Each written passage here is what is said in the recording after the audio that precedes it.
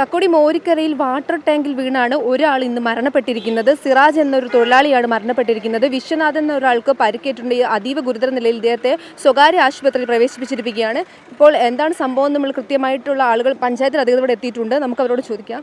ബിൽഡിംഗായിട്ട് ബന്ധപ്പെട്ടിട്ട് water tank ആണെന്നാണ് നമുക്ക് കിട്ടിയ വിവരം. അപ്പോൾ അതിൽ ചെറിയ ഹോളാണ് കാണുന്നത്. 8 അടി വീതി 8 അടി ആഴം എന്നുള്ള രീതിയിലാണ്. അത് ക്ലീൻ ചെയ്യാൻ വേണ്ടി ഇറങ്ങിയതാണ്.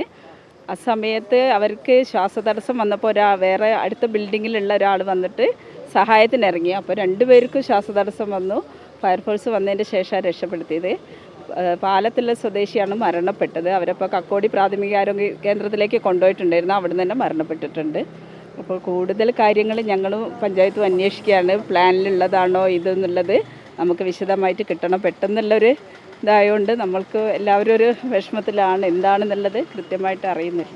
പുതിയ ബിൽഡിങ്ങിന്റെ പ്രവർത്തനം നടക്കുന്നതാണ്. ഈ തൊട്ട ബാക്കിലുള്ള ബിൽഡിങ്ങിൻ്റെ പ്രവൃത്തി നടക്കുന്നുണ്ട്. അതിനോടനുബന്ധിച്ചിട്ടുള്ള ടാങ്കാണ്.